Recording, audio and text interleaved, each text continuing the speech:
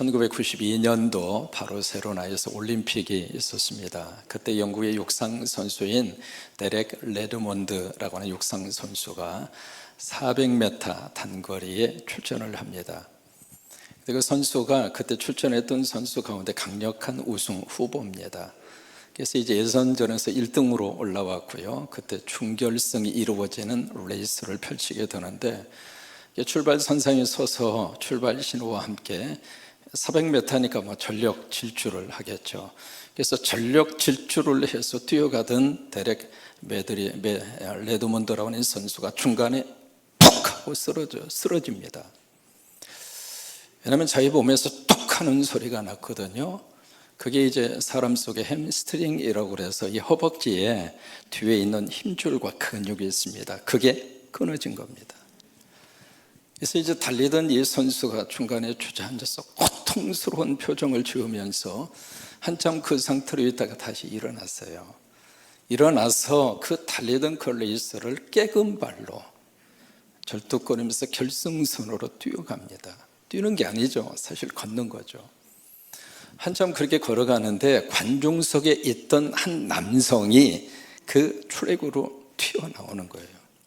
그래서 이제 안전요원이 당신 들어오시면 안 됩니다 만류함에도 불구하고 그 남성의 컷을 뿌리치고 그 사람 곁에 가서 그의 어깨를 감싸 안아줍니다. 누구냐면 짐 레드몬드라고 해서 그의 아버지입니다. 그 아버지가 관중석에서 아들의 그 모습을 보면서 차마 앉아있을 수가 없어서 사실은 뛰어간 거죠. 그래서 아들을 딱 부축한 다음에 아들아 여기서 끝내자. 여러분 그거요, 계속해서 이렇게 사람이 여기 햄스트링이 끊어졌는데 계속해서 그러면 심각한 문제가 생깁니다. 이렇게 아들아 여기서 끝내자. 그러니까 아들이 한 말이 아버지 나는 저 결승점까지 갈 거예요. 그래? 그러면 나하고 함께 가자. 그래서 아버지와 아들이 저렇게 부축한 모습으로 해서 결승 골인점을 통과를 하는데, 그 관중석에 있었던 그 수많은 사람들이 1등으로 들어온 사람이 보내는 박수보다도 저 부자에게 다 일어나서 뜨거운 박수를 보냈습니다.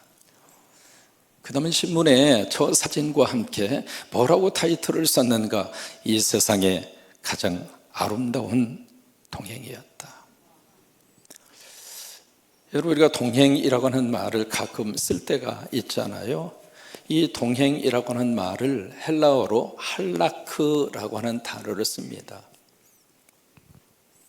이 할라크라고 하는 이 동행이라고 하는 단어의 뜻은 영어로 going together, 같이 간다 그 말이에요. 이제 걷기는 걷는데 나 혼자서 걷는 것이 아니라 누군가하고 going together, 함께 간다 그 말이에요. 근데 우리가 이제 동행하기 위해서는 세 가지 것이 필요해요. 첫째로 방향이 같아야 돼요. 이게 방향이 다르면 나는 이쪽으로 가고 저 사람은 이쪽으로 가면 그것은 going together가 아닙니다. 동행이 아닙니다. 그래서 방향이 같아야 돼요. 두 번째로 동행하기 위해서는요, 보조, 함께 걸어가는 속도가 같아야 돼요. 한 사람은 속도를 빨리 하고 뒤에서 종종 걸음으로 팍 이렇게 따라가고, 그건 동행이 아닙니다. 속도가 같아야 돼요. 그 다음에 세 번째로 마음이 같아야 동행입니다. 같은 방향을 보고 같이 지금 같은 속도로 걸어간다 할지라도 전혀 마음이 동상이몽처럼 전혀 마음이 같지 않으면 그것은 동행이 아닙니다. 우리가 부부로 만나서 한 세상을 살아가고 있습니다. 부부에게 가장 필요한 것이 무엇일까? going together, 동행입니다. 부부가 같은 방향을 보고 같은 목적을 가지고, 아멘입니다. 어느 쪽이든지 어느 한편 속에다가 마음을 맞춰 주어서, 그래서 같은 방향을 바라보고, 그리고 부부가 같이 보조를 맞추어서. 이게 시골에서 보면은요, 할아버지 할머니 걸어갈 때 모습 보면 할아버지는 막 가요, 그 뒤에 보면 할머니는 막, 이 할아버지가 앞으로 팍 가면서 꼭 하는 말이 있어요. 빨리 와! 빨리 와! 뭐 하는 거야 임자? 그럼 뒤에 있는 할머니가 뭐라고 그래요? 당신이 내가 되어봐 빨리 가나. 보조를 맞춰줘야 되는 거예요. 조금 보폭이 큰 사람은 조금 보폭을 줄여주고, 보폭이 조금 작은 사람은 보폭을 조금만 키워주고. 그래서 부부의 행복은요, 같이 동행하는 것이 부부의 행복입니다. 목회자와 성도도 마찬가지입니다. 여기 담임 목사와 함께 성도들이 마음이 하나가 돼서, 아멘이죠? 그래서 목사가 바라보는 방향을 교인들도 같이 바라보고, 오늘 93번째 인도네시아 포마이 마낭 산림교회를 하나님 앞에 올렸는데 참 감사해요. 이 교회당 하나하나 세워질 때마다 거기에 간증이 있고, 거기에 눈물이 있고, 거기에 하나님의 축복이 있습니다. 처음에 이것을 비전으로 딱 선포하고, 하나님 저 은퇴할 때까지 100개 세우게 해주세요. 그렇게 기도를 하고 선포를 하기는 했지만 이게 1년에 10개 이상 세워도 100개가 안 됩니다. 과연 이것이 가능할까? 선교 현장에서 우리가 가서 짓는 것도 아니고, 우리가 가서 노동력을 지원해서 그렇게 뚝딱뚝딱 짓는 것도 아니고, 선교 현장마다 이 인도네시아 같은 경우에는 1년 걸렸습니다. 근데 이것이 어떻게 1년에 10개씩 이게 100개가 가능할까? 하나님이 하셨잖아요. 인정하시면 아멘. 하나님이 하셨잖아요. 인정하시면 아멘. 그러니까 목사와 성도가 같은 방향을 바라보고, 여러분 그렇게 하면 하나님이 여러분 복 주셔요. 그리고 목사와 성도들이 함께 속도를 맞추면서, 같이 보폭을 같이 이렇게 맞추어 가면서, 속도를 같이 맞추면서, 우리가 다음 월요일부터 우리 새벽기도 총진군을 하는데, 저는요 목회하면서 1976년도부터 목회를 했습니다. 그러니까 짧은 시간이 아닙니다. 특히 이미 20년 동안 이민 목회를 하면서 너무 하나님이 주신 은혜 중에 은혜가 새벽이었습니다. 새벽을 깨울 때마다 하나님이 역사하셨고, 하나님이 도와주셨고, 하나님이 기적을 주셨고, 한국에서 어머니하고 딸이 새벽 기도에 참석을 하셨는데 막 울어요. 끝난 다음에 물었습니다. 무슨 일입니까? 따님이 눈에 심각한 질환이 있어서 미국으로 수술 받으러 오신 거예요. 얼마나 기가 막히면 미국 땅까지 와서 수술 받기 전에 새벽 기도 나와서 그 어머니가 딸이 함께 우는 거예요. 같이 기도했습니다. 하나님이 고쳐주셨을까요? 안 고쳐주셨을까요?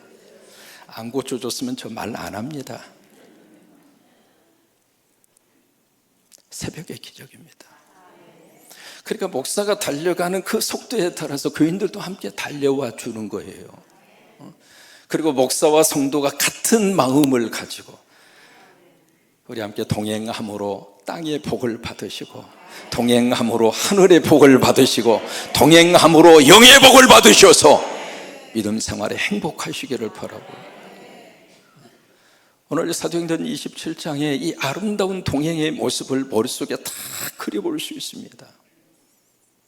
지금 바울이 지금 이스라엘의 가이사라라고 하는 항구에서 어디로 지금 항해를 떠나는다면 이태리, 이탈리아는 이태리입니다. 이태리 로마를 향하여 지금 항해를 떠납니다. 떠나는데 이것이 사도행전 23장 11절 말씀에 예루살렘에서 바울이 체포가 된 다음에 바로 그날 밤에 주님이 바울의 곁에 딱 서셨어요. 가장 지치고 힘들고 낙심되어져 있는 그 밤에 주님이 바울의 곁에 오신 거예요. 여러분 힘들 때 주님이 여러분의 곁에 서 계세요. 성령님이 여러분들을 도와주시기 위해서 우리의 곁에 성령님이 딱 서 계신다 이 말이에요. 바울아 담대하라. 네가 나를 예루살렘에서 증언한 것처럼 로마에서도 증언하여야 하리라. 그 말씀을 받은 다음에 바울이 하나님 앞에 간절히 기도합니다. 주님, 약속대로 내가 로마로 가게 하옵소서. 23장에서 그 말씀을 받고 27장에서 그 기도가 응답이 됩니다. 가기는 가는데 자유인이 돼서 가는 것이 아니라 죄수가 돼서 가는 거예요. 가는데 항해의 여정을 잠깐 지도를 보시면서 어느 정도 한번 기억하셨으면 좋겠습니다. 이게 이제 이쪽이 지중해라고 하는 바다죠. 이쪽이 에게해라고 하는 바다이고요. 지금 어디에서 출발을 하는가? 여기 가이사라라고 하는 항구에서 출발을 합니다. 출발을 해서 그때 타고 간 배가 아드라못 데노라고 하는 배입니다. 그 배를 타고 가는데 그 다음날 어디에 도착하는가? 이게 시돈이라고 하는 곳에 도착을 해요. 이 가이사르에서 시돈까지는 107km입니다. 근데 지금 타고 가는 배가 조그만한 배예요. 그리고 타고 가는 이 배가 이게 직선으로 여기 가이사르에서 이 로마, 이태리 로마까지 약 한 2,700km입니다. 이 직항으로 갈 수 있는 배가 아니라 완행 열차처럼 모든 항구를 다 들이는 완행 조그마한 소형 배입니다.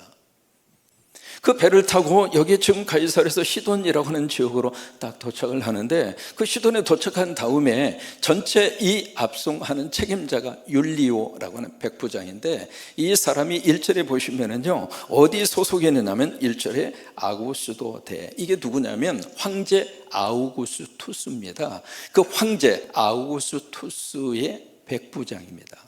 그 사람이 압송 책임자예요. 그래서 이 사람이 이 시돈에 딱 도착을 한 다음에 바울에게 호의를 베푸는 거예요. 배에서 내려서. 왜? 지금 죄수입니다. 묶인 상태로 압송되는 과정이거든요. 근데 그 바울에게 잠깐 시간을 내서 시돈에서 내리도록 허락을 했고, 시돈에 있는 예수 믿는 사람들을 만나게 해 주었고, 그들을 통해서 바울에게 필요한 것을 공급받게 해준 거예요. 하나님의 역사하심이에요. 이 율리오라는 사람은 바울을 감독하는 사람이거든요. 근데 그 사람을 바울의 협력자로 하나님이 쓰시더라 이 말이에요. 여러분 곁에 오는 사람들을 하나님이 다 바꾸셔서 여러분들을 돕는 자로 쓰시기를 바라고, 여러분들을 보호하는 자로 쓰시기를 바라고, 특별히 우리 자녀들의 곁에 하나님이 그런 율리오 같은 사람을 붙여주게 하옵소서. 그래서 이제 시돈에 있다가 그 다음에 행선지로 이동을 합니다. 이동을 하는데 이 시돈 바로 위에 있는 지역이 두로입니다. 그리고 두로 약간 위쪽에 있는 지역이 그 유명한 수리아 안디옥입니다. 그쪽 지역이 지금 완전히 지진으로 인해서 파괴된 장소입니다. 여러분 뉴스를 들으시다가 보면은 안타키아라고 하는 이 시리아 지역의 도시 이름을 들으실 수가 있습니다. 거기가 수리아 안디옥이 있던 지역에 완전히 다 망가졌습니다. 오늘 여러분들이 내주신 이 지진 구제 현금을 그쪽 지역으로 보내려고 합니다.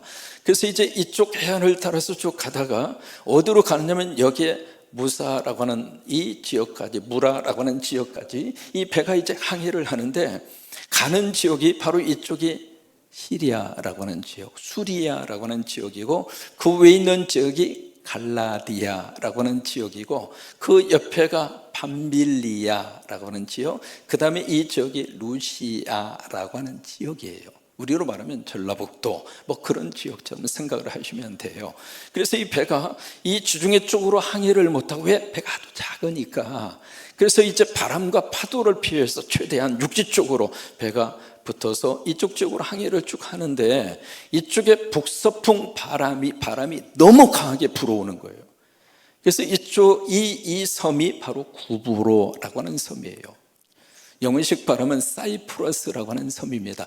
이 섬을 바람막이로 해서 해안가 쪽으로 붙어서 이 배가 항해를 해서 도착한 장소, 여기에 무라라고 하는 그 장소에 도착을 합니다. 그리고 여기서 배를 갈아타요. 알렉산드리아라고 하는 배로 갈아탑니다. 그 배는 상당히 큰 배였죠.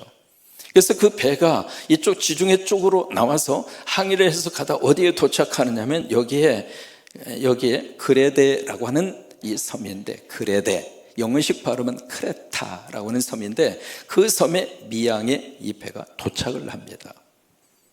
도착을 하는데 이 일정이 참 힘든 일정이었어요. 여러분 7절에 보시면은요, 이 항해의 일정이 어떤 일정이었는가? 7절에 몇 가지로 여기에 지금 그 설명을 하고 있습니다. 7절에 배가 어떻게 갔죠? 더디 갑니다. 왜 더디 갔을까? 속력을 낼 수가 없는 거예요. 바람과 파도가 너무 세게 불으니까 이 배가 완전히 지그재그로 가는 거예요. 그러니까 더디 갈 수밖에 없었던 거죠. 그리고 나서 여러 날 만에 그 다음에 단어 하나가 나오고 있습니다. 무슨 말이죠? 간신히. 겨우 니도 맞은편에 갔다 이 말이에요. 근데 거기에 갔는데 이제 더 풍세, 바람과 파도가 더 심해졌어요. 그 다음에 8절에 보시면은 또 하나의 단어가 나옵니다. 무슨 단어가 나오죠? 간신히. 그러니까 이 항해가요, 보통 항해가 아닙니다. 근데 이 항해의 일지를 쭉 27장에서 쓰면서 여기에 본문의 말씀 1절에서 8절까지 주목해서 나오는 단어가 하나 있어요. 그 단어가 뭔가? 우리입니다. 우리라고 하는 단어. 그게 4번 나옵니다. 1절을 보실까요? 우리가 배를 타고, 첫 번째 나오죠? 그 다음에 2절입니다. 우리가 올라. 그 다음에 4절에 보시면 거기서 우리가 떠나가다가, 6절에 보시면 알렉산드리아 배를 만나 우리라고 하는 단어. 이 우리라고 하는 단어를 영어로 us라고 하는 단어를 쓰고 있잖아요. 이 우리라고 하는 단어는 혼자가 아니라 그 말이에요. 이 이탈리아, 이태리, 로마까지 가는 이 바울의 이 여정 가운데 바울 혼자가 아니었습니다. 함께한 사람들이 있었어요. 그러면 그 우리가 누구를 말하고 있을까? 첫째로 이 사도행전을 쓰고 있는 그 사람이 여기에 자기를 포함시킵니다. 그러면서 우리라고 하는 단어를 쓰고 있어요. 사도행전을 여러분 잘 들어보세요. 누가 기록했을까요? 질문 속에 답이 있습니다. 다시 물어볼게요. 사도행전을 누가 썼을까요? 누가 갔습니다. 바로 이 여정에 누가가 함께 동행을 하고 있어요. 누가는 의사입니다. 지금도 의사가 대접을 받습니다만 2000년 전 의사는 더 대접받는 직업이죠. 자신이 가지고 있는 그 의술을 예수 믿고 나서 주의 종 바울에게 다 쏟아 부은 사람이 누가입니다. 참 귀한 분입니다. 자신의 어떤 삶의 경제적인 이득을 위해서 그 짭을 쓴 것이 아니라 하나님의 종을 위해서. 왜냐하면 바울은 고질병을 가지고 있었어요. 그래서 그 병 때문에 하나님 앞에 간절히 기도를 올릴 정도로 바울에게 있어서는 고칠 수 없는 고질병, 그게 평생을 바울의 곁을 따라다녔어요. 또 하나, 이 바울은 고문을 너무 많이 당해서 몸이 완전히 상할 대로 상해 있습니다. 근데 그 바울을 의술적으로 옆에서 도움을 주고 옆에서 치료를 해준 사람이 누구인가? 누가입니다. 그 누가가 함께 동행을 하고 있습니다.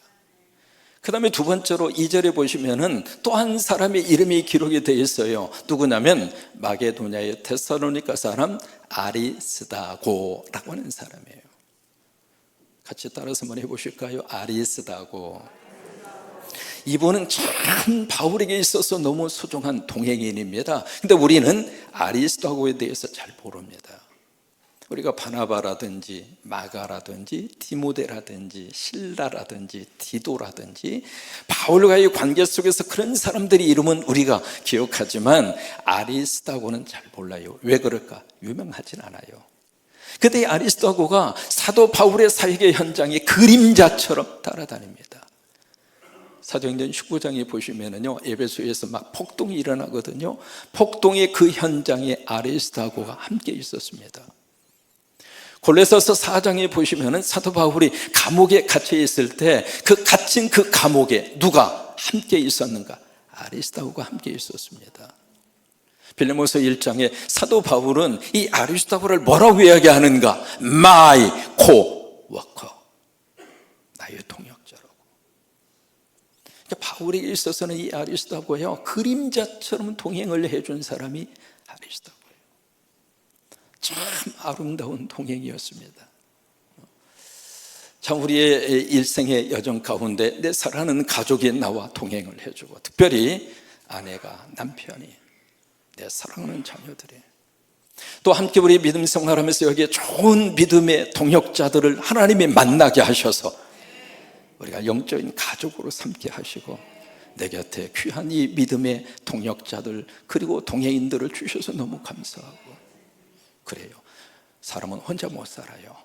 같이 의지하고 같이 동행을 해주고. 이 시간 우리 마음속에 그 두 가지의 질문을 던져보는 거예요. 과연 내 곁에 동행인은 누구인가?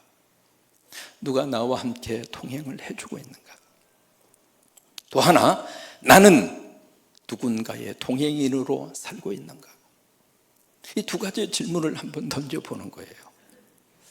2013년 6월 13일 캘리포니아의 어느 한 시골에 초등학교 5학년 15명의 남학생들이 어느 날 삭발을 하고 학교에 등교합니다. 참 기가 막힌 일이 그 학교에서 벌어졌습니다. 한두 명도 아니고 그 클래스에 있는 그 반 전체, 학생 15명, 15명 전체가 다 삭발을 하고 사진 한번 보여줘 보세요. 그렇게 해서 이제 그 학생들이 학교에 등교한 거예요. 무슨 일이 있었는가? 그 학교에 트래비스 셀링카라고 하는 10살 먹은 자기 친구가 있었습니다. 그 친구가 뇌종양으로 항암 치료를 받았어요. 7주에 거쳐서 항암 치료를 받는 바람에 머리가 싹 빠진 거예요. 그래서 자기의 친구 트래비스가 그날 학교에 처음 오는 날입니다. 그래서 15명의 친구들이 모여서 회의를 했습니다. 우리 트래비스가 학교에 오는데 그 친구는 머리가 없고 우리는 머리가 있고, 그러면 행여라도 우리 친구 가운데 한 사람이라도 만약에 트래비스를 막 손가락질하고 놀려먹거나 아니면 트래비스 스스로가 어떤 왕따 당하는 느낌이 들면 얼마나 슬플까? 4학년 학생이 그런 거예요. 어른도 아니고. 그 아이들이 같이 모아서 의견을 일치한 거예요. 그러면 우리도 머리를 깎자 해서 15명 그 남학생 전체가 다 머리를 깎고 학교에 등교를 딱 했는데, 문을 열고 트래비스가 딱 들어가 보니까 다 머리가 없는 거예요. 자기하고 똑같이. 그 다음날 미국 신문에 이런 기사를 씁니다. 트래비스는 최고의 행운하다. 그는 머리카락을 잃었지만 인생 최고의 보물은 친구를 얻었다. 여러분, 동행이라고 하는 것은 바로 그런 의미를 가지고 있습니다.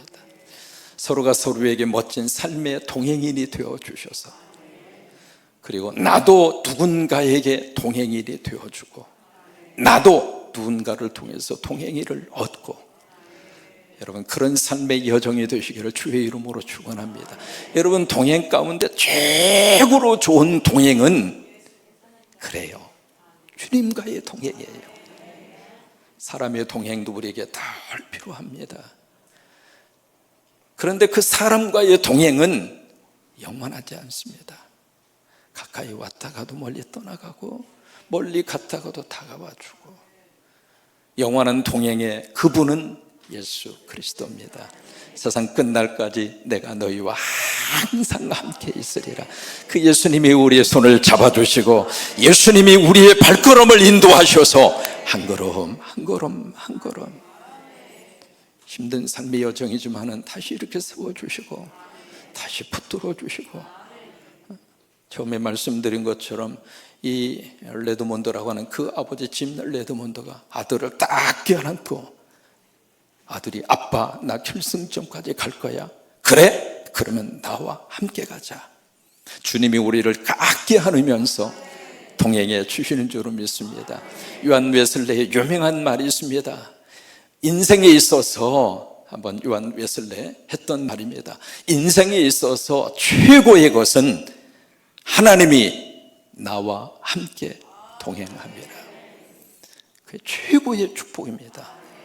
The best of all, 모든 것의 the best, 그것은 is God, is with us.